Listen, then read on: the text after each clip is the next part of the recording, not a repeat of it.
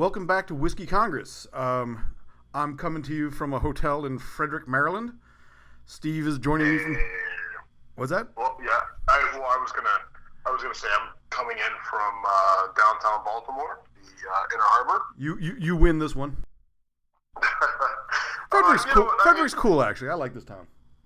Yeah, Frederick is not a bad place. My company has a project there. I spend a lot of time there, so nothing wrong with Frederick, Maryland.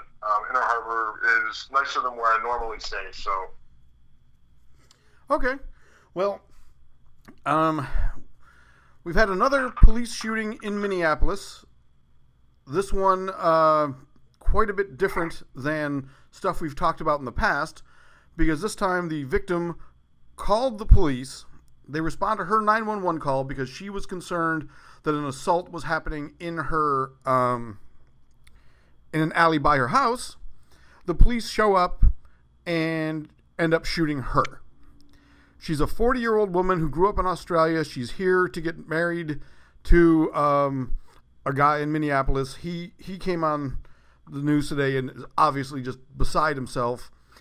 So I guess, this time it was a white woman who got shot, apparently carelessly. But it's... Well, there's a lot we don't know here. And unfortunately, we live in the age of body cameras and dash cams. And, we said before this, like, if there was only video cams on the officers and in the cars, we would have a better idea of what happened. But unfortunately, we've seen that it really leaves us with more questions. And this time, we have more questions even than we normally do when we have dash cam footage and video cam footage on the officers, or body cam footage of the officers, because they didn't have either on. They did have body cams, they did have dash cams, and neither was on. And I guess there is a 911 call that people are trying to get their hands on that we haven't heard yet. So, right now, we have no video.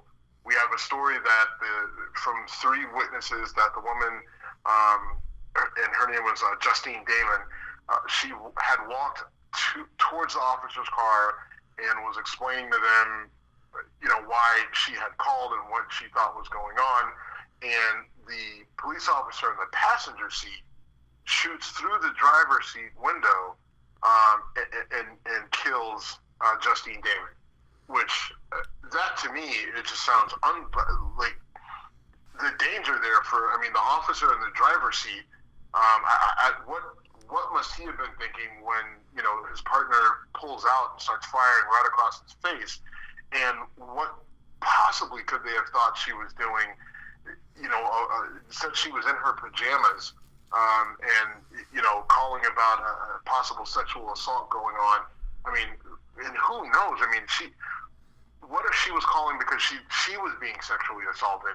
Not to say that her boyfriend would lie, but just in the moment when you pull up and this woman is frantic, I can't believe that a frantic woman who's calling about a sexual assault, your first instinct is to, pull out and shoot her. Like you said, there's a lot we don't know, so I'm hesitant to speculate, but yet it's hard not to say this sounds like a real bad case of officers screwed up again. So, there's a lot to this case. There's really a lot to unpack here. So when you brought this to my attention, if we wanted to talk about it, I don't know if you knew what you were getting yourself into, but we're not going to just kind of glaze over this one. So there's some dynamics here.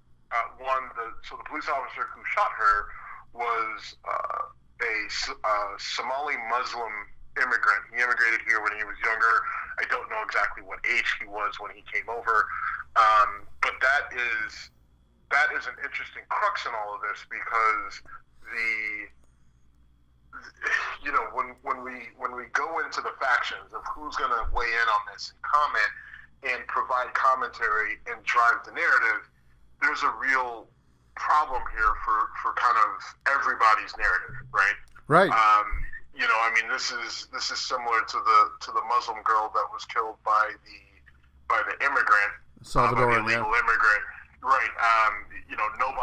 Nobody spoke out, because if they spoke out, no matter who spoke out against what, it was hurting their narrative that they had been preaching. So now we have a police officer, but the police officer was a Somali Muslim immigrant who kills, a white woman who is, trying to be a good Samaritan.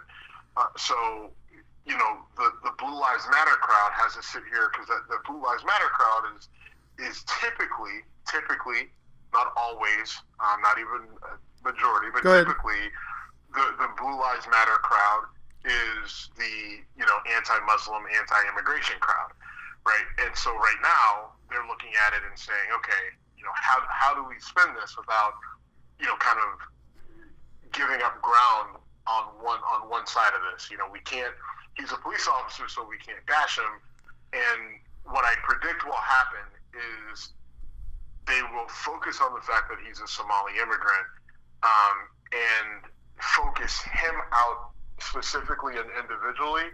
We'll focus on the fact that he's from Somalia. We'll focus on the fact that he's a Muslim, and basically say that he went rogue, and that it was his plan all along to do this.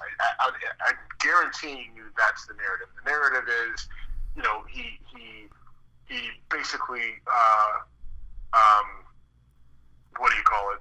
He snuck into the police force. He managed to pass all the tests, check all the boxes, and they gave him a badge and a gun, and this is what he did. And they will then say he is a representation of why we can't have these Muslim immigrants in the country. Like, that's the narrative that they're going to push. When you say they, are you talking right-wing media? All of them. They, right-wing media, commentators, people leaving comments on social media, Facebook. This is going to be everybody. This is going to be the ugliest. So, scrolling into the comment sections of follow articles about this story will set a new record for ugly, in my opinion.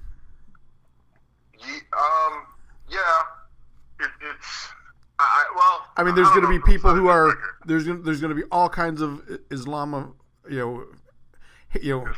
Islam bashing.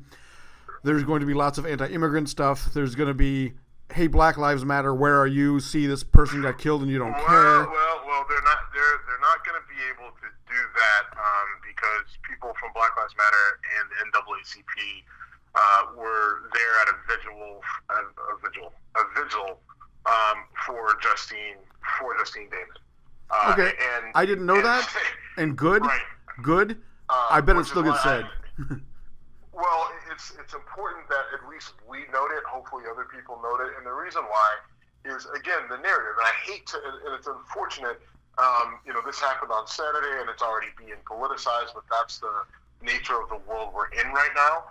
And so, from a political standpoint, it's important that we state that, and that other people state that, because that is something that's going to get tossed out there by your conservatives, your Breitbarts, your Fox News, where's Black Lives Matter now, and blah, blah, blah, blah. Now, the other problem that they're going to have, again, the conservatives, is that, okay, this is a police officer. I mean, whether he's a Somali immigrant or whatever, which I guarantee you that's what they're going to hang their hat on, right? They're going to hang their hat on and say he infiltrated. That's the word I was looking for earlier, by the way. Okay. He infiltrated the police force. And then proceeded to carry out his devious plan of taking a white woman away from this illustrious country, or whatever the nonsense is going to be. Like, they're going to stretch this. I'd be really curious to see how Hannity handles this. I wish I would have known about this earlier, because I would have paid closer attention, but it seems like it's really just breaking late. Yeah, Hannity was still on the Trump-Ukraine thing when I was listening. Okay, all right, good. So, we can listen over the next couple days and monitor and see kind of what direction. Now, the other thing they may do on both sides is they may bail on this. They put the story out there, it'll get a big rush, but then the commentary, the different, especially on the conservative side, they may not tackle it, because what this shows, and getting back to the root of who and what we are, you and I, what our show is, this shows that there's a problem with police training. What you and I and Mike Wood, Mike Wood goes well beyond it's an issue with training and says it's an issue with the entire system. But those are not mutually exclusive, though. No, they're not. But I mean, I'm just saying. I'm not gonna. Damn well if we said Mike Wood says that it's an issue with training, he would be on the phone texting right away that it's the whole system. It has to come down, and he's not wrong. But just for being practical, looking at this problem, you can look at it and say it's how they're trained, the system in which they're trained, the training that they receive, all of it is wrong, and it's one of those situations. There was a quote in an article about this shooting where someone, a person from the NAACP said, we have been, as a community, we have been telling, white people that, listen, if they could do it to our brothers, sons, daughters, fathers, if they could do it to us, eventually it's going to happen to you. And then what are you going to do about it? And it's sad that we're at this point, but this is where we're at. And so the real question is, what does Minneapolis do? What does the city of Minneapolis do? The state of Minnesota? How are they going to address this? Right? Because they now have a real problem, because you can always sweep it under the rug if it's some black kid with dreadlocks who has got a speeding ticket, or like we talked about with Mike Brown, the not perfect victim, right? The victim who the flawed victim. I mean, right? This is the perfect victim. I called Philando Castile kind of the perfect victim, and I was wrong in some respects. But this, I think, is officially the perfect victim. Well, I don't know how just because there was some stuff from his past that came up. Was that? I mean, he had been pulled over a number of times, but he tested positive for THC, which is a bullshit thing to go after. But okay, well, again, I'm just saying that got brought up in the chats and stuff. I'm not defending that argument. I'm just saying those were the attacks on me calling him the perfect victim. This one's going to be even. Well, again, the whole point is that she falls into that perfect victim category. I mean, I'm not sure what's going to come up that would even remotely suggest that this shooting is justified. That's what I was saying is Philando Castile. I called the perfect victim. This trumps Philando Castile as the perfect victim. A woman in her pajamas who made the 911 call. I mean, yeah. Yeah, I mean, so that's really where Minnesota law enforcement, at all levels, is going to have to look. They're going to have to look internally and say, okay, what do we do about this? Like, what do we do about this particular incident? What do we charge? What do we charge them? Do we charge them? What do we charge them with? And then will they be able to convict them? And how vigorously will they be looking to convict them? Because the problem that they're going to have is, you have a situation with Philando Castile where the guy walks. We have video, and it wasn't clear. It didn't give us a perfect idea of what happened, but we both saw that video, and while we don't know exactly what happened in the car, it's hard to believe that guy walked away without being charged with anything. Well, and the fact that they charged him with manslaughter too, not an over aggressive charge, and he still walked. Right. This wasn't even a hung jury. This was an acquittal. Right. I mean, this goes back to when Mike was on our show. He said basically it's come down to if you can say that the average cop would have said he was scared, dude walks. Right. So here, the problem that they have now is that if they really get tough on it and they really tailor the jury instructions to put this particular officer in a position where they can convict him, and then they do convict him, then there's going to be Black Lives Matter, NAACP, black people, myself, you, we're all going to look at it and say, what the fuck? Are you serious? This is different. How? Right. Like, you know what I mean? It's just, yeah. It's the one thing where everyone who will give you the Blue Lives Matter argument and, these guys got to protect themselves and they got to do, then what are they going to say? What's going to be the justification indication then, because then it becomes painfully obvious what's going on. You know, I mean, if you kill a innocent-looking white woman, that's not okay. Cop pays for it, goes to jail, and deals with everything else. But if you kill a black person, whether he is guilty of a crime or not, whether he's armed or not, then the police officer walks. And there's too many examples. Almost every police shooting that we've talked about since you and I have been on the air, the police officer has walked. You know, whether it's a hung jury or it's been flat out acquitted. The only exception that I can think of is Slager down in Charleston, and that took a federal trial. Right. I'm sorry, that took a federal plea bargain. His trial was a hung jury. Right, and then Laquan McDonald, the cop who shot him. I don't know what's happened to him. Yeah, I don't either. He's gone to trial yet, but I think that one probably will end up in a conviction just because it was so bad. And I mean, like, that one was really bad. But I mean, Slager's was really bad. Yeah, and it was still a hung jury too. So I mean, we'll see. But the point is, you know, a lot of police officers who shoot and kill black people, you know, that are unarmed or what have you. And I'm not saying that they're innocent, but they're you know, they're in a position where they probably shouldn't be shot. They typically walk. So the question is, what happens now when the victim is a white woman? That's important to note, because if you're going to sit there and say it's not about race, it's just about comply. Well, you know, this white woman, she seemed to be, I mean, we don't know, but comply with what? What was she doing? She was reporting a crime, and she ended up dead. Right. So if that's not an indicator that if that's not an indication that it's time to address how police are policing, then nothing's going to change it. So while you were talking, I looked it up, and Officer Jason Van Dyke, the guy who shot Laquan McDonald, has been charged with 16 counts of aggravated battery with a firearm on top of... That's a charge for every time he shot him, right. By the way. And he's still facing first-degree murder charges. So it has not been resolved, but they're coming at him pretty hard. Yeah, good. I mean, if you remember, there was a lot going on with that case.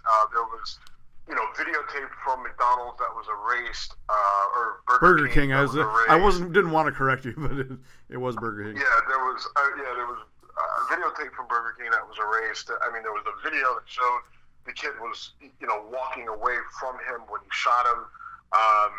You know, the stories didn't line up. There were multiple angles. So, yeah, that was a different situation. But this situation, where we are with the murder of Justine Damon, you know, and that's what I'll tell you. This cop, I don't know. Again, we don't know all the facts. We don't know what happened.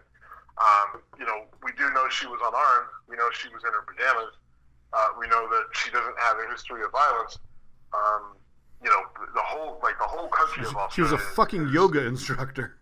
Right, like, I mean, she was a yoga instructor and a life coach. I don't think that she, you know, I just find it hard to believe that she had a switch on her where she flipped and reached into the, like, what? Yeah. What could this woman have done, like, other than reach in the car and try to grab a gun would cause you to think that you need to shoot her? You know, I mean, the only thing I could think of is that she had her cell phone and she was shaking her cell phone, and somehow they thought her cell phone was a gun. But it sounds. I don't know. You're speculating. I don't know. I don't know. I mean, more. You know, I'd like to say more will come out on this, but again, we don't have the video in this case. Right. We don't. I mean, unless somebody, you know, and this doesn't sound like a neighborhood. I guess it's in southern Minneapolis, which is not a place where, you know, I guess it's a very low crime area.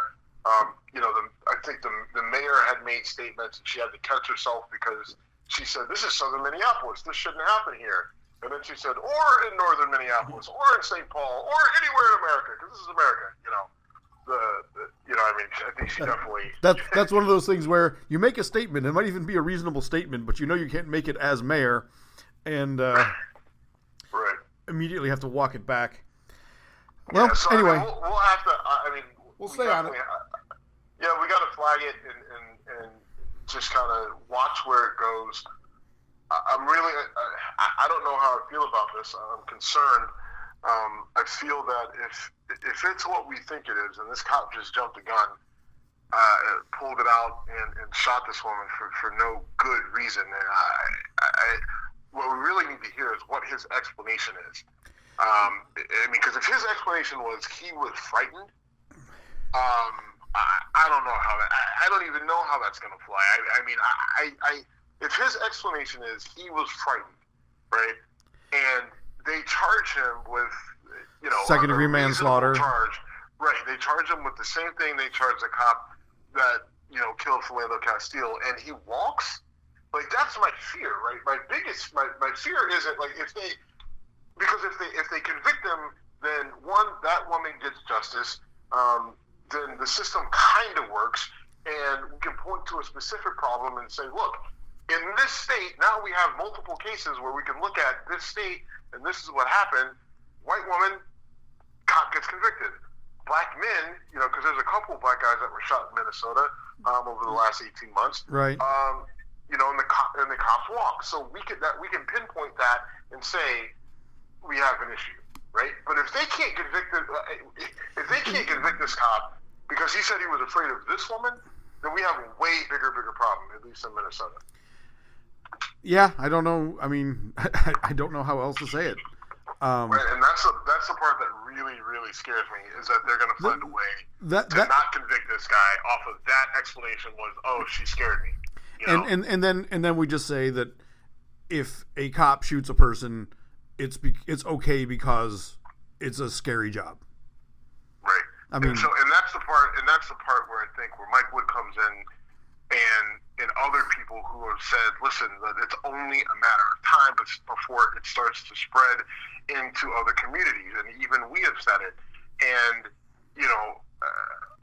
absolute power corrupts absolutely, and if it gets to a point where, and that's really the only thing that would drive change, right? I mean, if it gets to a point where white suburban housewives have to legitimately fear for their lives if they call the police, that may be the impetus for change, right? Because that we can't have. If it's people in the hood, black, Latino, whatever, if they're afraid of police, good. That's the way it should be. White suburban housewives, no, not okay. Gotta change. I mean, we saw this with drugs, crack epidemic, heroin epidemic in the black community. Lock them up, throw away the key. Opioid crisis, right? It's a crisis. It's a healthcare issue. We need to get these people help, right? We have to get them into rehab. We have to get Narcan so we can bring them back. We need all this sort of help because it's hitting, white suburban areas. It's hitting Kentucky. It's Mitch McConnell's state, and the faces of meth are a lot of white faces as opposed to black and Latino faces, and that's not okay. So they fix it with healthcare and treating it like a crisis and things like that, as opposed to just throwing people in jail. Now, if we have white police, or if we have police, making white people afraid of interacting with them, the people who make money and live in the suburbs and who pay for, pay all their taxes and all that other shit, then that may be the game changer we need. It's just really fucked up that that's the path that we have to take to get the change that we're looking for. Yeah, I mean,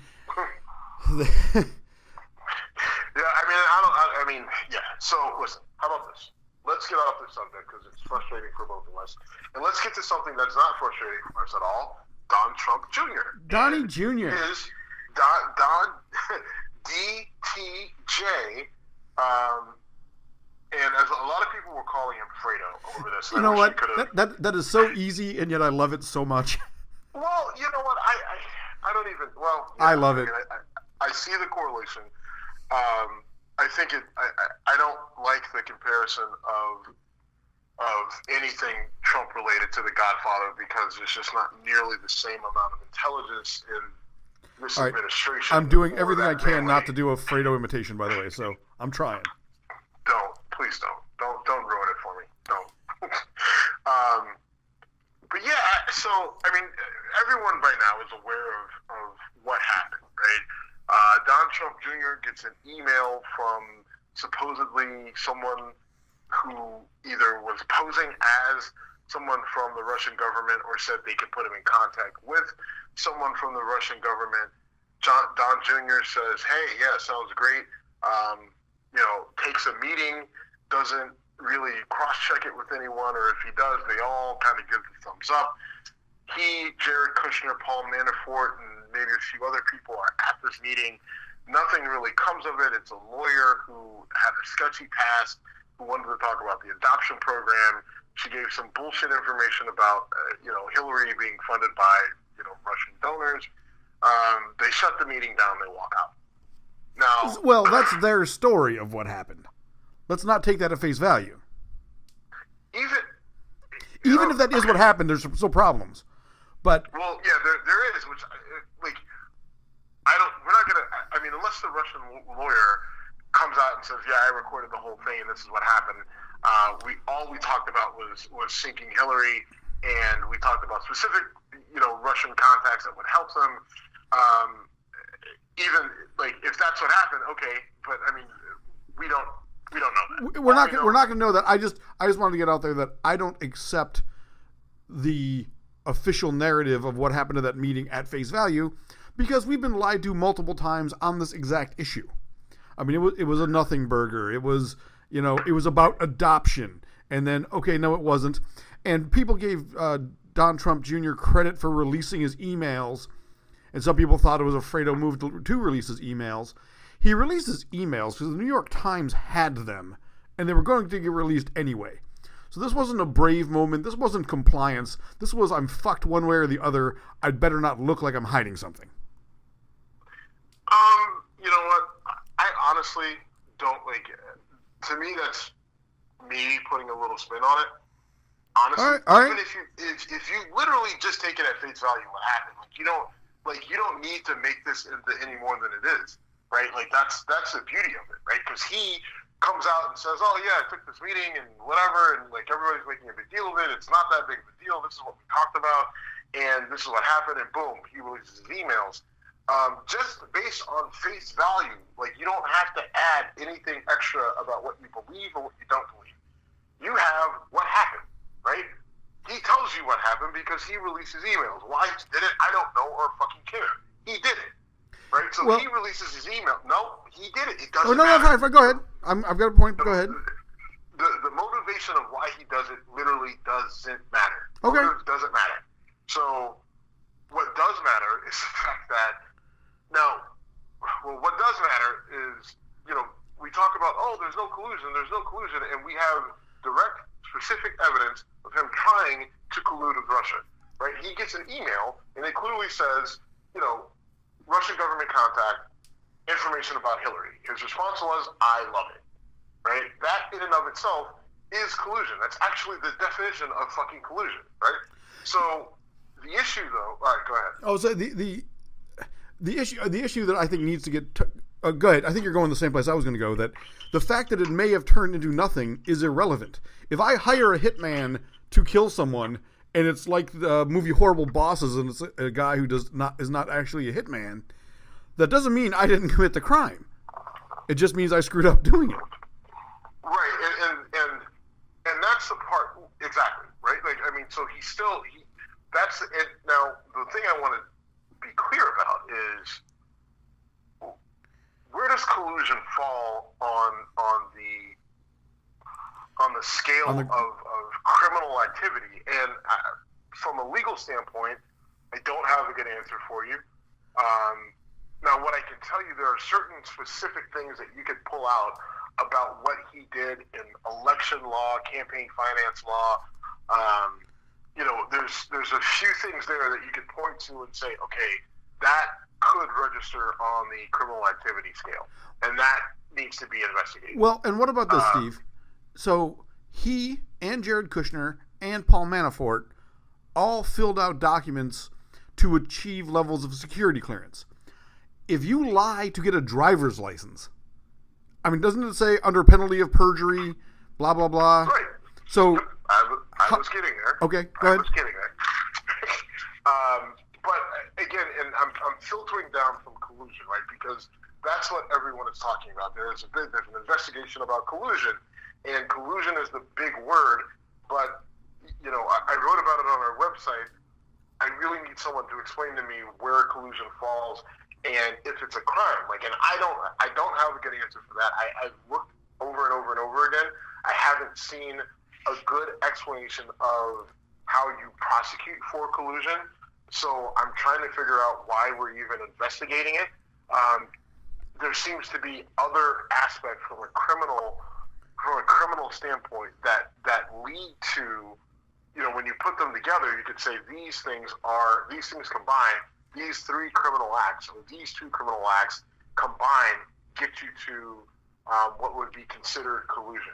But you still don't prosecute. You say, when is it criminal? When is it just unethical? Right, and I think collusion. The big thing with collusion is that it's exactly that. It's unethical, right? It's the moral value, the low character, all that shit. That's what collusion is, and it's got to be bothersome. As if you're telling me you're a patriot, then you got to be bothered by that because you had someone who was so willing to do whatever it takes to win that they said, screw the fact that Russia's been a frenemy and they pretend to be our friends, but they are definitely doing things that show us that they're enemies of ours. They were willing to work with them to sink a fellow American because it was more important that they win than play by the rules and do what's right. Now, Hillary and the Clintons can have some issues with playing by the rules, but nonetheless, when we start talking about colluding with Russians, the optics, they look terrible. It sounds bad. It doesn't feel right. My issue, though, is from a legal standpoint, if you want to get this guy and you want to get his people, and I'm talking about Trump Sr., then you're going to need to do it the right way. You're going to have to take these guys down legally. Like, what does the law say? And that's where you're going to have to get them. And is there enough there? Well, when you look at campaign finance law, when you look at election law, when you just look at getting security clearance, like you said, and now we have them lying, multiple people lying, Manafort, Kushner, and Donald Trump Jr. all lying about meetings that they've had. And this wasn't the only meeting that they lied about, right? And the only contact that they lied about. So when you start to put that together, that's where there are issues in terms of the Trump administration and their legal worries. That's where that shit comes into play. And that's where you're going to really get them. Like, the whole idea of collusion, that's kind of just a big umbrella shell word. Well, I mean, some of the folks, I want to say Adam Schiff, but I could be getting the wrong first name there. But, Senator Schiff used the word treason. I don't think there's a chance in hell you're going to make that charge.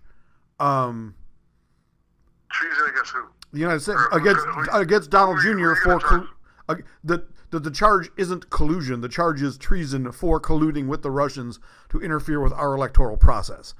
I think that's an overreach. Yeah, it is. Okay, all right.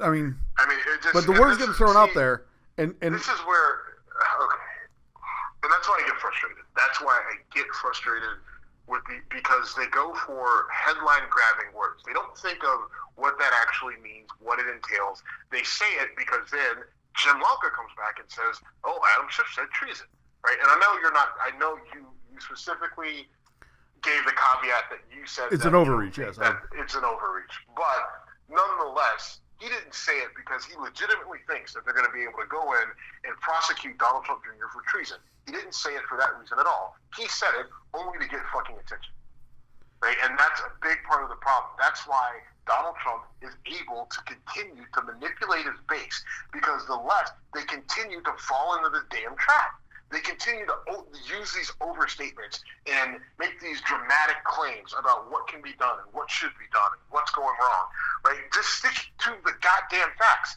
If you just stick to the facts, if you just legitimately just stick to the facts, stick to the fact that Trump continues to kick himself in the dick, but you continue to give him a goddamn ice pack to fix it. Like, just fucking stick to the facts of what these guys are doing. You don't have to make it bigger than what it is. You don't have to lie, CNN. You don't have to make up stories, Washington Post. You don't have to, like, go through and, you know, put shit out there before you actually have it verified. Just tell the story as it is. If you do that, then that's how you'll be able to take these guys down. But they don't, and they continue to use hyperbole, and they continue to spin it so it looks worse than it is, so that they can, you know, kind of inject their own views and drive the narrative. When if you just let it fucking play out and point out every time these guys fuck up, I think that's how you take them down. I mean, I don't disagree with what you're saying. But you just want it to be juicier. No. Don't. But that was kind of where I was going to go with it. That, you know, they're throwing out words like treason and trying to make it into literally a death sentence, you know, type of crime, and that's silly and unproductive in my opinion. But there's one other thing I need to point out. So your criticism of CNN and MSNBC is fair. I'm not going to argue with that, but I am going to point out that the right-wing media's response is, well, what about the Clintons and the Ukrainian whatever? All right, there are so many flaws in that argument that I don't even want to waste too much time with it, other than to say, all right, Ukraine is not a hostile foreign government. They were invaded by Russia. Even that aside, if the Clinton campaign did something illegal, investigate them too. I'm not protecting them. I don't give a shit about them. But that doesn't give that's so flawed that I'm sorry.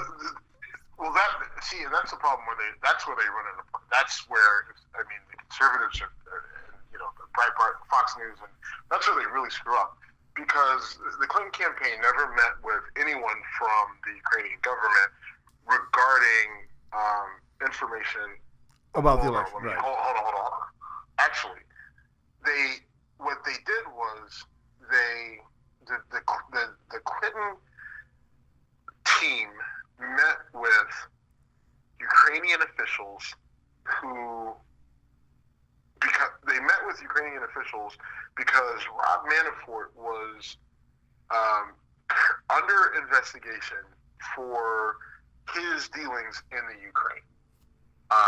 And I believe the people who were a part of the Clinton campaign who were talking to the Ukrainian officials were under official capacity with the government. I forget exactly how it lays out, so I don't want to go too deep into that. But there was legitimate reason for them to be looking into it. And I think it might have even been the Secret Service or something along those lines. And when the Secret Service kind of digs into that stuff, if you're part of your job is the Ukraine, but maybe you have some part of the, you know, Clinton detail, then that, you know, that is what it is. You continue to do your job, but it's a different scenario than what just happened here, where it's like, hey, we have dirt on this person that you can use to take them down, right? Where, you know, Paul Manafort was under investigation, and I think our people went to say, hey, are you investigating this person, and what do you have on him, because we're investigating him as well. I agreed. I just want to tell people who are going to have to deal with well, what about Clinton in Ukraine? Fine. Look into that too. Whatever. I'm tired of people using the argument that, you know, so-and-so did this. Well, what about so-and-so who did this? Okay, those are separate events. Deal with them separately. The argument that's going around in the political discourse, especially from what I've watched on Patriot Channel and listened to on Patriot Channel and watched on Fox News, is if I point out a wrongdoing of someone else, that somehow justifies a wrongdoing on the part of as I knock the phone out of my hands. Somehow that justifies the bad behavior on the part of someone I support. That is a fundamentally flawed, childish argument, and as a group, as a country, as a society, we need to stop accepting that bullshit. I agree. You know, I mean, we. So I know I'm not making ground, but it's so frustrating to me to listen to this shit. People can diversions, they pivot, distractions. You present facts to someone and they turn and they run as fast as they can to something that makes them more comfortable, even if it has nothing to do with the topic you were just talking about. And that's really where we're in a dangerous spot, because it happens in conversations at the water cooler all the way up to the people who are in control of our media. And it's not just the conservative, right? It's Fox News, it's CNN, it's MSNBC, it's Breitbart, it's the Washington Post. They all do it at some point in time where, their narrative has to be told. And even if you present them with specific facts that say what you're saying either isn't right or may not be right, then what they do is they attack you in some other way about something else that's off topic, or something that's similar, and say, well, that, like you said, this person did this, so why are you so worried about what I'm doing? Right? They did it too. O.J. Simpson killed 2 people. Oh yeah, what about Jack the Ripper? Okay, right. Neither's a good guy. Right. All right. I want to talk about the upcoming fight, but you brought a story to my attention that I can't wait to hear more detail about. So I know next to nothing, but you told me that Ann Coulter had a meltdown on an airplane. You teased me with a little bit. I said, let's talk about this fresh, because I can't wait to hear the rest of the details. Right. So Ann Coulter, Ann Coulter, my girl, was flying on a Delta flight, and she paid $30 for extra leg room on the flight. And when she gets to her seat, I guess it's, you pay for the extra leg room, you get assigned a specific seat, and Ann Coulter gets to her seat, and Delta had given her seat to someone else. Now, she completely loses her shit in great Ann Coulter fashion and proceeds to tweet, she just fires off a tweet storm at Delta about how pissed she is, and she takes a picture of the people sitting, where she was supposed to be sitting, and I'm not sure if it was a woman or the man, but it was 3 people sitting together, and they all looked like they were Middle Eastern or Indian or something along those lines. So, obviously, Ann goes with the kind of double speak of, and this is who they gave my seat to. I mean, how dare they, of all people to give her seat to, they give it to, a brown person. Dark people, so, right. Right. So she completely loses it. She tweets at Delta nonstop, talking about bad customer service and, reverse racism and the whole. Do you know if they were just trying to keep a family together? Was that the reason for doing it? It looks like they may have been doing that. I'm not exactly sure. Delta didn't come out and specifically say, at least from what I saw, why they did it. But they kind of went to the, it's a private. Right. We can do this. We're a private company. We can actually do whatever the fuck we want. So sit down, shut up. Because they didn't kick her off the plane. She just had to sit somewhere else. And she was like, "Oh, I paid the extra $30," and so they actually refunded her extra $30. Okay, Ann, here's $30. Shut the fuck up. Right. So now you've been made right. And so obviously the conservatives and the Breitbart feel like, we have to boycott Delta. This complete meltdown. I think, if you remember, I know you do, but, David Dow, the doctor with the sketchy past who got dragged off the United flight. Yes. When that happened, Ann Coulter, and I looked it up, her exact tweet was, sorry for the dragging, but, due to sketchy past, he should probably be deported anyway. So, okay. Now, mind you, Dr. David Dow was a U.S. citizen, so I'm not sure where he was going to get deported to. He already got deplaned. I don't know where he was going to get deported to. It is a shame she didn't get dragged off a plane.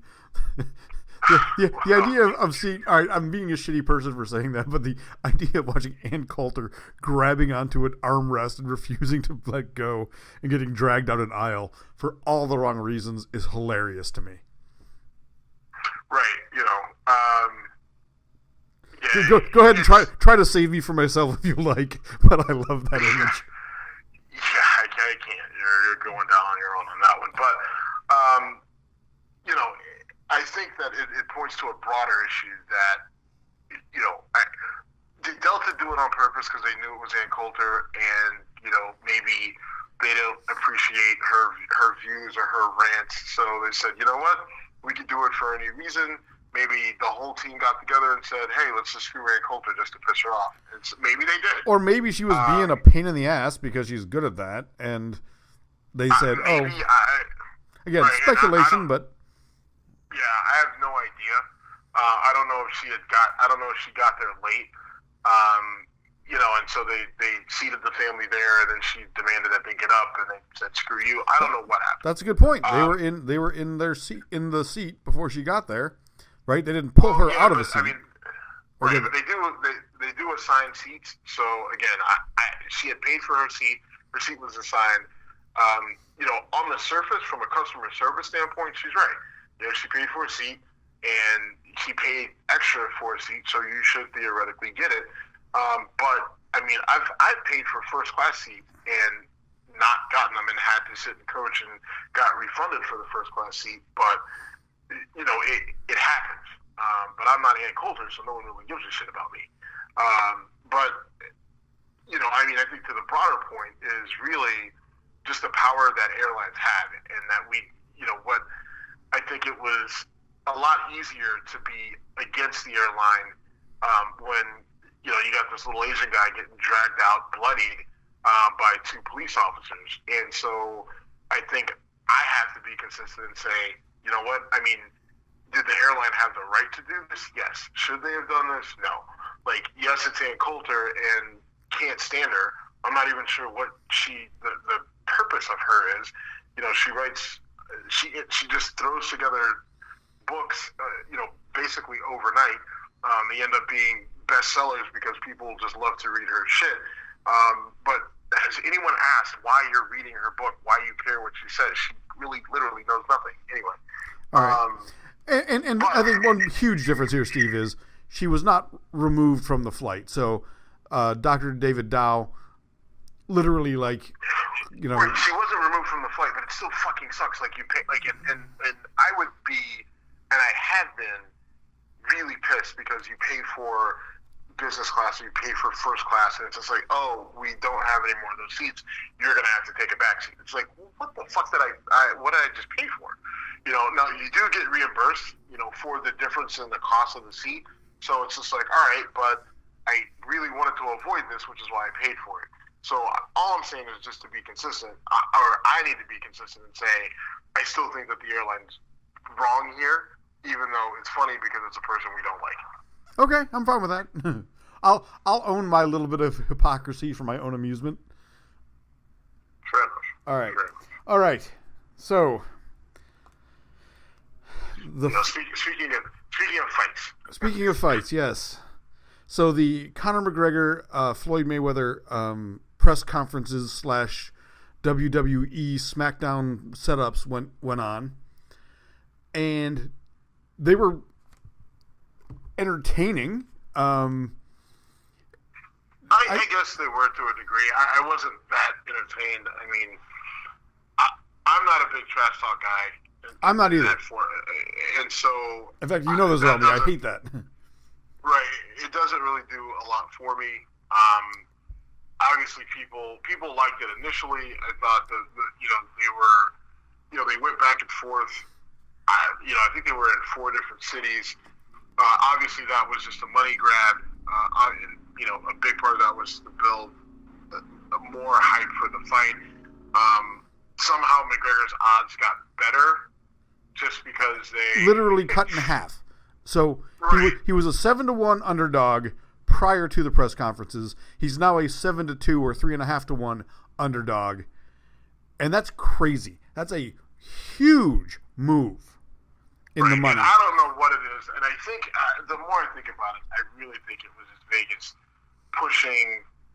Because there's maybe it was getting people to put money on McGregor. Of course. I think that's exactly what it was. I think people started putting money on McGregor, and Vegas responds to that. Let me Well, yeah, they respond to it by saying, "Oh, yeah, this is a great idea. Sure, yeah, put your money out. Yeah, he's got a real good chance I mean, of beating this it." Right. is literally the Great White Hype, right? In the Great White Hype, Damon Wayans is just an assassin in the ring. He fights Irish Terry Conklin, who isn't even Irish. If you don't know the movie, it's a great comedy. But It's not. I love that movie. Oh, I love that movie so much. I know you do. But I have to set people up and let them know that it's not a great movie or comedy. it is a but very Jim does love it. if you're a fan of boxing and a cynic, it's a very good movie. Anyway, in this movie, Damon Wayans gets pissed and shows up for this fight ridiculously out of shape because he's annoyed he's got to fight a guy who has no right to be in the ring with him. And as soon as people see him out of shape at the press conference, next thing you know, money's going towards this nobody. Spoiler alert, the nobody gets his ass kicked in about a minute and a half. But they're able to sell a piece of shit to the public and make tons of money off of it. And that's exactly what this feels like. This is not a legit fight. It's just not. Yeah, it's so, I had a little thing about this on social media. It really, you can find us on social media at Whiskey Congress, everything. But my issue with this is a couple of things. It's just that aspect right there, right? Roy Jones Jr. you may not like his style. It's boring. He runs away. Whatever. But you said Roy Jones. You said Roy Jones Jr. Oh my God. Floyd Mayweather. Floyd Mayweather. Like, Sorry. Roy Jones Jr. did not run away. No, he didn't. He was really fast though. Floyd Mayweather. You may not like his style. He dodges, he moves, he runs. It's a boring style. It leads to boring fights. He just tires guys out. And you can say all that, and all those critiques are legitimate. They're true. But that style has proven to be unbeatable, and no one else can do it. No one else can do it. You can't beat him, and you also can't do it. And so, people can say, "Oh, well, Pacquiao was injured." Okay, well, maybe Pacquiao was injured, but Pacquiao just lost to some bums. Floyd is older and just fought somebody last year, and he looked fine. And even if Floyd has slowed down, even if Floyd slows down, if Floyd slows down 10%, he's still faster than 99% of the people that are professional boxers in the world. Okay? Yeah, and as much as he relies on speed, he also relies on angles and instinct. I mean, Angles, instinct, and he's got a high boxing IQ. Like, listen, I mean, the guy may not be the smartest guy out of the ring. He may be a piece of shit out of the ring because of his history with women, but you can't deny his boxing IQ. Look, I hate Floyd. You know this. But he's one of the smartest fighters ever. That's kind of what I was trying to say is, even if he's slowed down, he still is playing chess 3 moves ahead of almost everyone who is a professional boxer. And now you got a guy who's not a professional boxer trying to get in the ring with him. Right, and that's the part. It blows my mind that people, and that's the thing. People aren't looking at this like politics, like everything else. No one's looking at this from a logical, theoretical, like a logical, like boxing theory perspective, like they should. Right, like this is based off of emotion. I don't like Floyd, but I like Conor McGregor. Floyd is this flashy, loudmouth. Hood guy, and he's got a bad reputation with women, so I've got a million reasons why to dislike him, right? Now, you counter that with the fact that, well, what is Conor McGregor other than he doesn't have a bad reputation with women that we know of? People are kind of stuck, and it boils down to race, but we don't even have to go down that road, right? We can. No, there's no. I don't want to beat that to a point because I brought that up on social media, and then white people get really, really defensive, like, oh no, that's not true. I'm not a racist. It's just like, well, who are you voting? I want Conor McGregor to win, but it's not because he's white. It's just because I don't like Floyd. Why don't you like Floyd? You don't like Floyd for the same reasons you actually like Conor McGregor. And what is the difference? You mean to tell me it's because he's from Ireland? No, it's not. But we don't even have to go down. Let me be honest with you about that. I don't know a whole lot about Conor McGregor because I know he's a great MMA fighter. I know his fight with Nate Diaz. He was out of his weight class, whatever. And I hear I don't know much about him at all. But I found him annoying. His trash talk to me was annoying. It made me like him less. And I don't know enough about him to have a strong opinion. And I will say, if I'm going to give artistic credit to trash talking, he did a great job. But to me, it makes me not like you. Well, I guess the question for you is, who are you rooting for in this fight? Steve, I will never root for Floyd Mayweather. Unless he's fighting Hitler, I'm not going to likely root for Floyd Mayweather. I want to go highbrow on you here and say I'm just not going to watch this fucking thing. Because that's the right... Because I'm going to make you watch it. I'm going to make you get it. You're going to make me do anything. It's going to happen. I will watch it, and I will cheer against Floyd, so I'll be cheering for McGregor. And it's because... So here, all right. Well, first of all... So essentially, what you don't like Floyd... Listen... I've hated Floyd for a long time. I'm going to... I know you have, and you hate him because... he talks trash and he's flashy, and you can't have him, but you can't be behind a black athlete that's like hold on. No, hold on. I hate him because he talks trash and he talks like he's this ultimate warrior maniac, and he's the exact opposite of that. I couldn't stand Hector Macho Camacho either because he was the least macho fighter ever. He was a dance and duck guy. Cool, do that. If you can fight and not get hit, that's smart. I get it.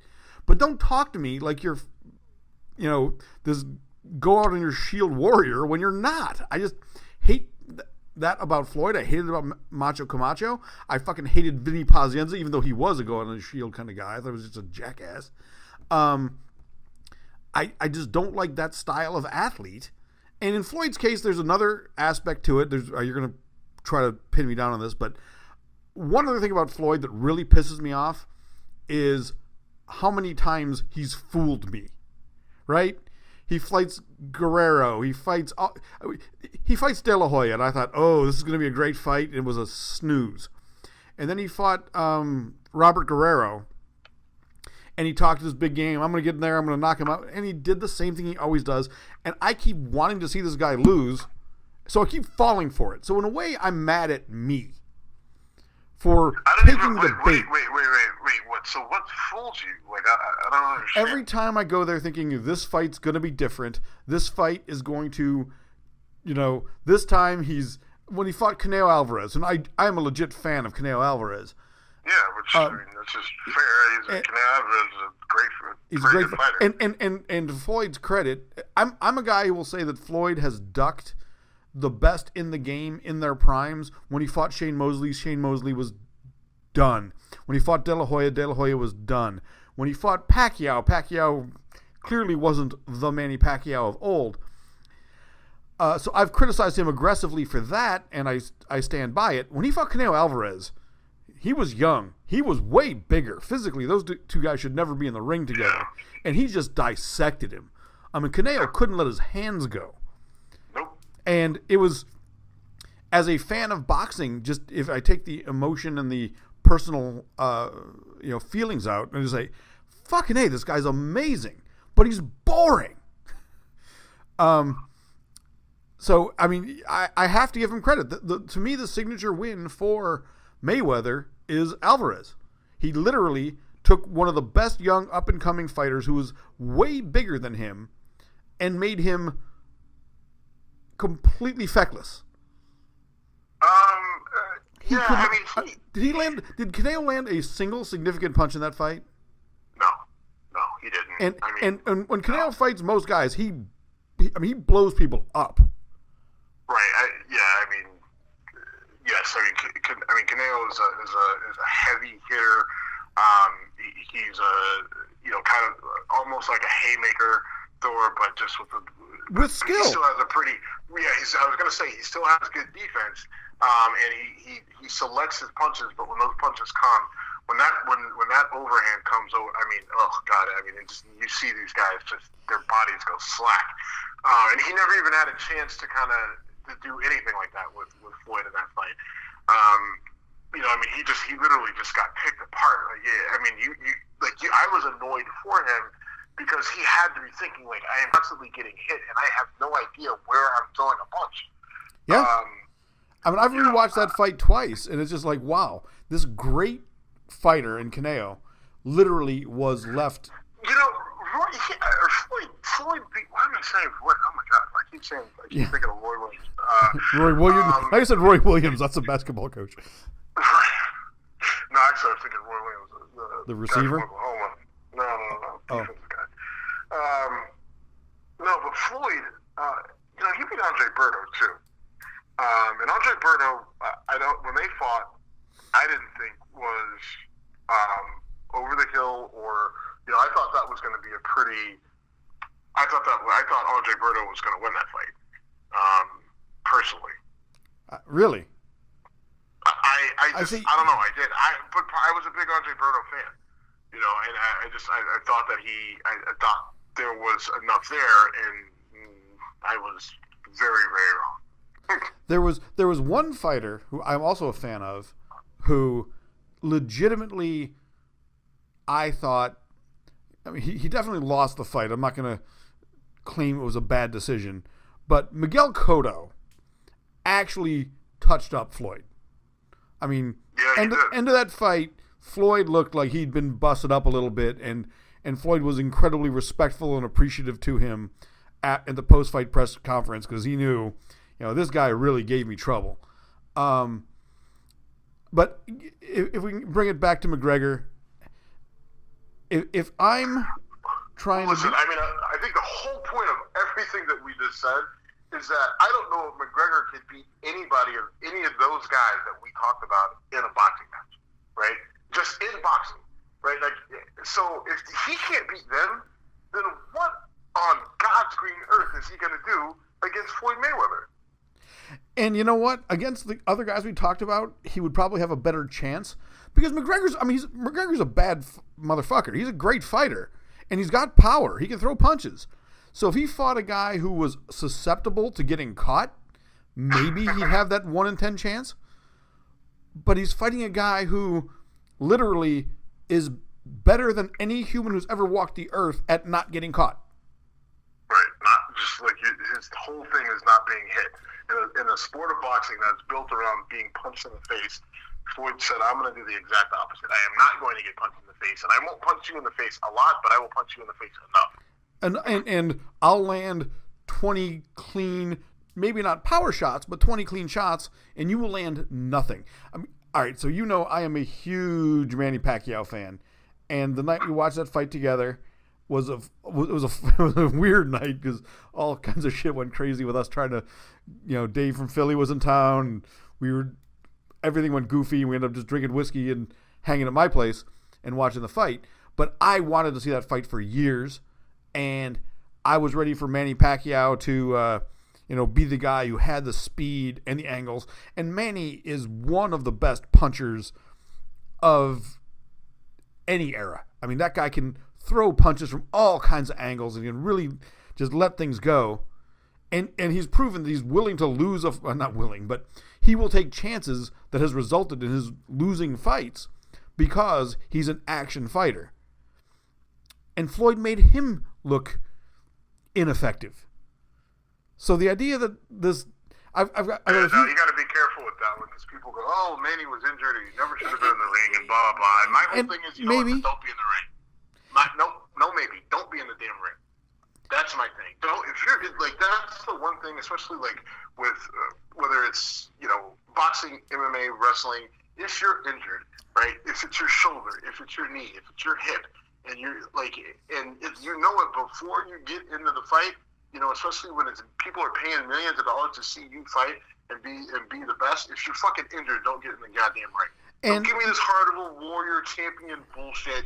Get the fuck out of the ring, because you're going in there with a built-in excuse of why you got your ass kicked. And that statement that I just made is directed at a friend of mine who, wanted to call me out because I said, McGregor, if Manny Pacquiao can't beat Floyd Mayweather, then fucking Conor McGregor doesn't have a chance in hell. He's like, oh, well, Manny Pacquiao was hurt. Fuck him and fuck you. He should not have been in the fucking ring if he was hurt. He got in the ring.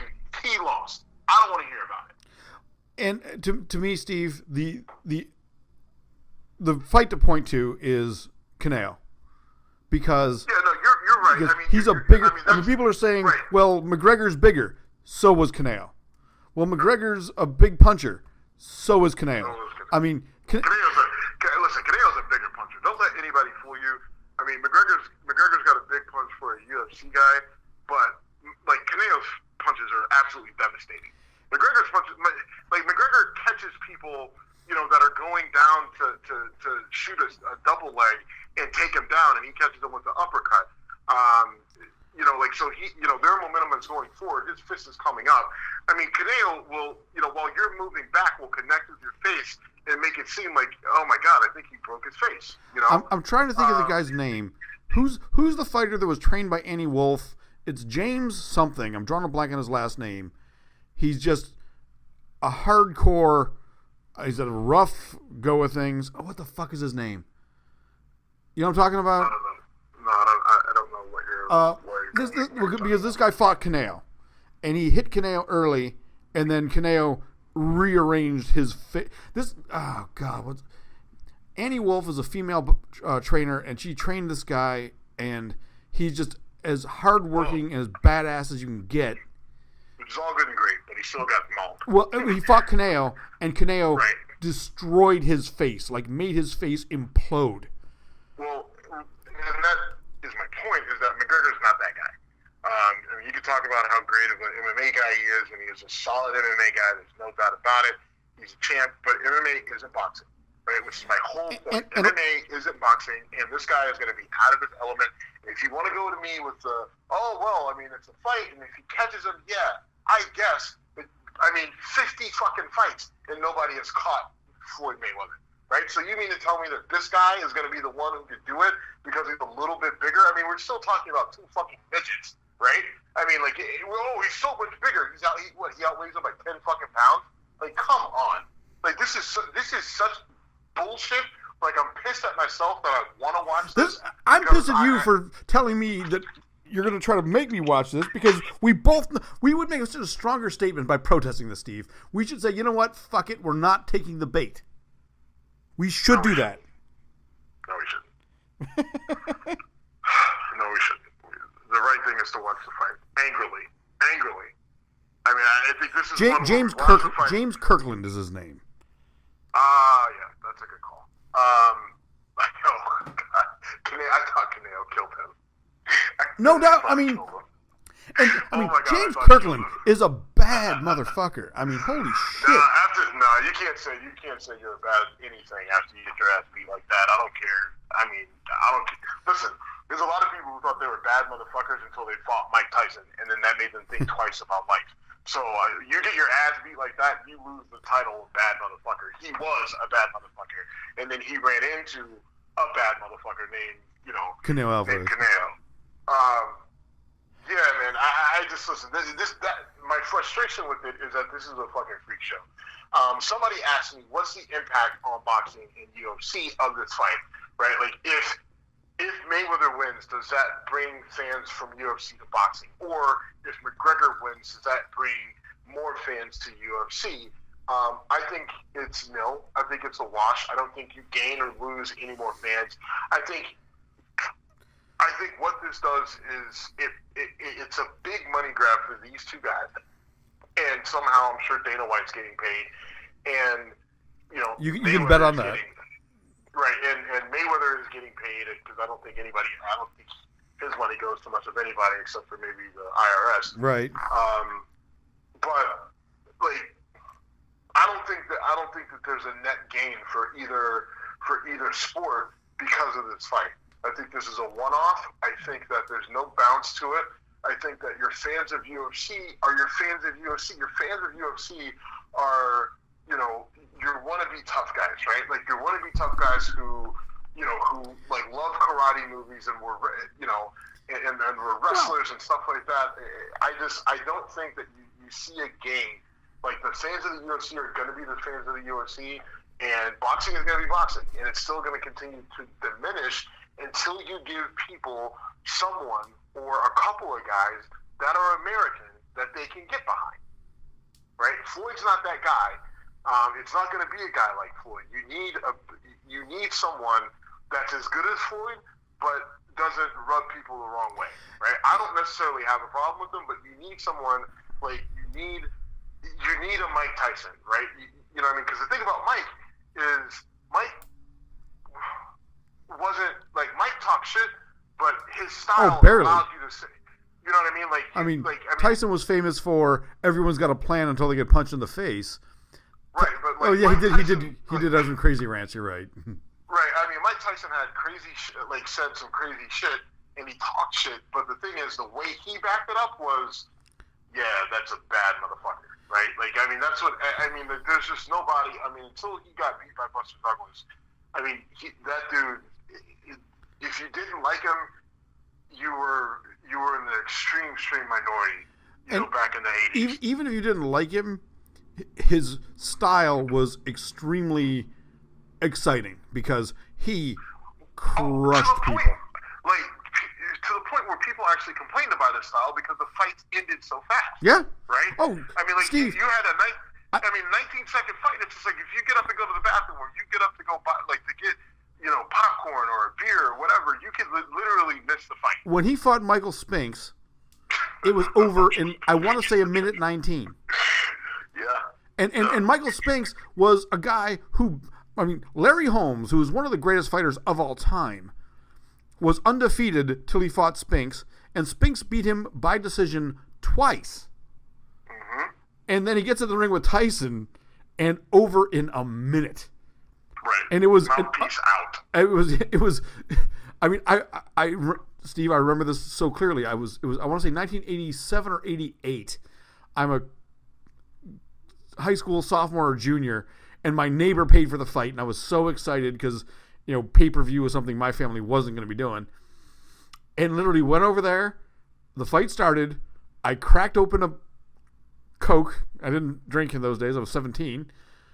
And before I finished my first sip, the fight was over. And I remember just going, "Are you kidding me?" I mean, but that style allows people like like a guy like Mike Tyson. You know, if his career doesn't get derailed by, you know, money, possibly drugs, whatever. And people still love Mike Tyson, right? I love Mike Tyson. Right. I mean, even with the direction that his career went afterwards, and, you know, even he spent time in jail for rape and everything else, people still. I mean, he was in two hangover movies. Hangover movies. You know, he's got a cartoon on Adult Swim on the Cartoon Network. You know, Mike Tyson Mysteries or whatever. You know, so people can get behind him, and I don't like. Americans will get behind a black athlete if he checks the right boxes, right? Like, if you're gonna be a shit talker, then you better be like devastatingly amazing. You better be Mike Tyson. You better be Mike Jordan. Well, and another huge difference between a guy like Tyson and a guy like Floyd is Tyson ducked no one. People ducked him, but one of the big rips on Floyd. Hold on, but I think that boxing took a major turn somewhere in the early 90s, in the early mid to late 90s. Boxing took a turn in there somewhere where it became incredibly hard for two people to fight, even if they actually wanted to fight each other. Now, you could say Floyd ducked people, and maybe he did, and maybe it was probably the smart move based on maybe the people could have beat him in their prime. Maybe he was trying to drive up the interest and get more money. I don't know why, but I think there was a combination of, there were other factors at play of why he wasn't fighting certain people, other than he just didn't want to fight him because he thought he would get beat. I don't think he thought he would get beat. I think it was just a bad business move for him at the time. He could fight someone he knew he could beat, or he could fight a young Shane Mosley or a young Manny Pacquiao that was a threat, and I think he avoided the threats. I don't know. All right. Manny did a lot of dancing around that too. Like, yeah, I mean, you're gonna put it all on Floyd because you don't like him, but Manny danced. He did a lot of fucking dancing to get away from Floyd. Yeah, I mean, please, come on, Jim. Can you just be unbiased? I think I'm being fair. Guys You're not even being remotely close to being fair. Manny Pacquiao ran like he in the fucking government and released a fucking album. All right, because he sucks as a singer. Okay, I don't care that he fucking sucked. He still made a goddamn album. He's doing fucking promotions for Hennessy and all that other shit. I'm not saying that there's anything wrong with that, but Manny Pacquiao did a whole lot of other shit besides fighting Floyd Mayweather. Right? He said, "Oh yeah, I want to fight him. I totally want to fight him." And Floyd went to him and said, "Okay, let's do it. This is the money." Manny, oh no, I can't do it. I got an election thing that I got to do. Whatever. All right. I don't listen. I'm not saying that he ran. I'm not saying that either guy ran, but I'm saying both guys let a lot of shit get between them meeting in the ring. Both of them. A lot of it had to do with money. They couldn't come to an agreement. I think ultimately it worked out for both of them. The whole testing thing came up multiple times. Right, and Floyd insisted on some weird testing regimen that he insisted on a fucking blood draw because there were accusations that Manny Pacquiao was using HGH. Accusations and by Floyd, him. No, Floyd was not the only person to suggest that Manny Pacquiao was using HGH. Come on, man. Get on the fucking internet and look. That shit's not hard. That's where you go. Oh well. At least be intellectually honest about this shit. Come on. It's been a while since I've even focused on this because the actual fight happened 2 years ago, and there was 10 years building up to it. But as I recall, Pacquiao said he would do anything testing wise that didn't involve blood draws in the final week up to the fight. He said he would allow blood draws immediately after, but he had a paranoia about blood draws in the few days before. We can try to, and how does that sound? You said it out loud, and as soon as you said it out loud, you said, "Oh shit." No. I think Pacquiao's story was that he had lost a fight early in his career when he gave a blood draw shortly before a fight, and he was paranoid about that. You can accuse me of bias if you want. Okay. All right, man. It's on tape. It's on tape. No, it's on tape. So, but here's the terrible thing. You and I have now rambled about this fight for half an hour. We're both getting a bit worked up. I'm cool, you're cool, whatever. But we both know what this fight is going to boil down to. It's going to boil down to 12 rounds of nothing happening other than Conor McGregor getting jabbed and dodged, and literally $500 million will probably come in to pay to see this joke. Yeah, Conor McGregor is going to be one of the richest men on the, Right. He's going to be the third highest grossing athlete of the year for not punching anyone. Which I don't. Hey, listen, I don't give a fuck. Good. I'll never begrudge. This is why we should protest this, Steve. We should stand out and say no. We're not falling for this. We know what's going to happen. Great. So we could be the two assholes who can't actually talk about it with any sort of. No, we can't. It'll get shown on replay the next week for free. We both. All right. This is your. Who'd you want to vote for president? Gary Johnson. This is your Gary Johnson all over again. Oh, I wish I could fight you on that. It's the same exact thing. Oh, fuck. Opposite defiance for the you know what sucks the most about that is that right? That you're right, and that just like with Gary Johnson, when it comes down to it, I'm gonna cave. You're gonna cave. Fuck you. Oh, this sucks. Which is why I'm not even really arguing with this. It's literally just I'm letting you get this out. Oh, this sucks. Right, and then August 25th will come around, and you'll text me like, "Hey man, what are you doing?" And it's just like. All right. This time though, we will organize it better. Because I'm not what happened with the Pacquiao fight was a fucking fiasco. It ended up fine, but a lot of logistical issues. So, all right. One last thing. If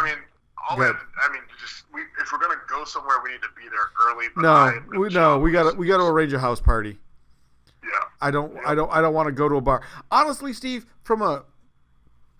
when I watched the Mayweather De La Hoya fight, I watched it in a bar in Morgantown, West Virginia. And I will say this in a weird way.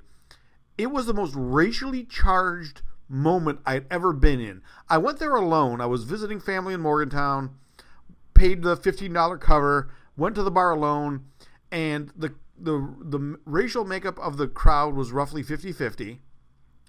And there's a lot of people who don't like Floyd, me among them. But the crowd was waiting for a moment to get charged on the Floyd side and the non-Floyd side, and there never was one. The fight was a snooze. But there was pretty racially charged energy in that bar that I had never... I won't say never. I mean, as we've, like, you know, I think especially, that's one thing that I am interested to see with this fight. God, we've talked about this a long time tonight, but which is why part of me says maybe it's worth it to go to like a West Park station or, you know, someplace where they televise these fights, because, you know, I've gone to there was a UFC match. Anderson Silva fought a guy, and I can't remember his name. He was an American guy. Anderson Silva is Brazilian.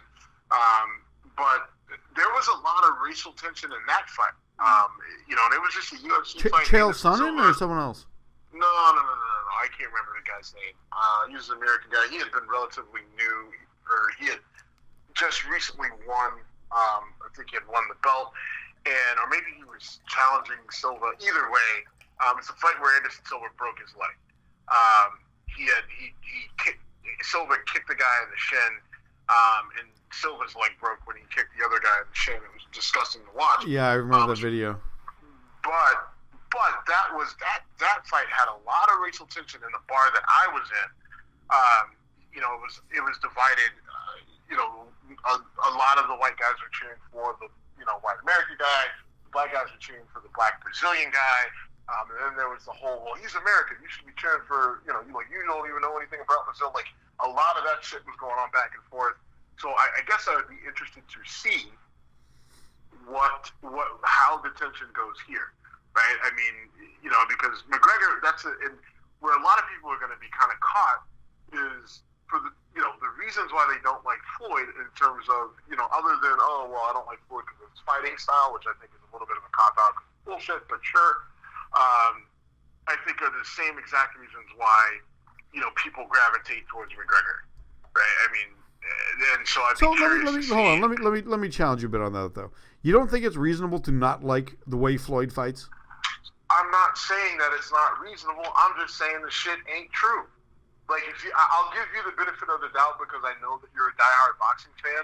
But let's just face it, there aren't a ton of diehard boxing fans out there, right? A majority of the people who are saying, I like Floyd or I like McGregor, they're not huge boxing fans, right? Like, they're literally just globbing onto this the last minute because it's a big thing. It's a big sporting event. The average fan is making their decision just based on the characters of who these guys are. They don't know dick about boxing. They don't know dick about MMA, right? Other than the shit that they see on TV, and they think that, you know, every guy who watched the movie Rocky thinks that he can fucking be a boxer, right? And then every fucking kid who's ever seen somebody go into a chokehold thinks that they can be a fucking MMA guy. So then they pick, then they glob on, right? I mean, like, they've never spent more than, you know, a few hours in a ring or a cage or octagon or whatever.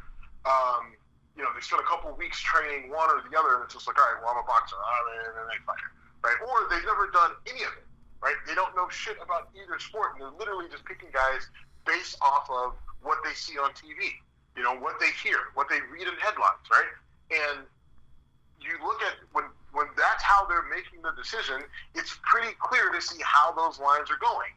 But, right, and I'm not even saying it's wrong or it's racist, right? You just you like what you like what you can relate to, right? And there's a lot of white people who can't relate to Floyd Mayweather, right? They can't, and they not only can they not relate, because a lot of the reasons why they can't relate make them hate him, Right, and so it's not necessarily about race, but it kind of is. It's about race. It's about race, and it's about economics, right? Right. It's about and the economics is what really drives people fucking insane, right? Like this uneducated, flashy, not humble, rude guy is making all this fucking money, right? And flaunting it, right? I mean, he's driving the cars and rolling 50 cent and got jewel and everything else. Like they can't, like that drives white people fucking crazy, right? Like that.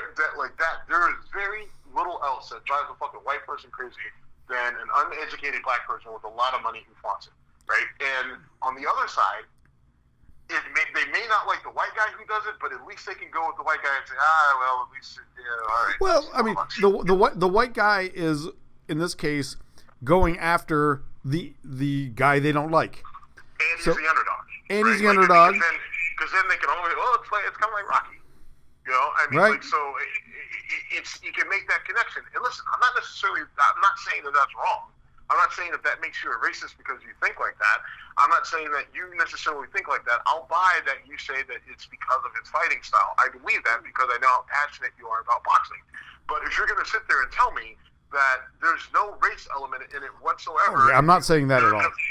And you're completely colorblind, and it only has to do with his fighting style. I call 100% bullshit. That's all I'm saying. I'm not saying that doesn't play a factor. I'm just saying, again, I'm kind of torn on this because if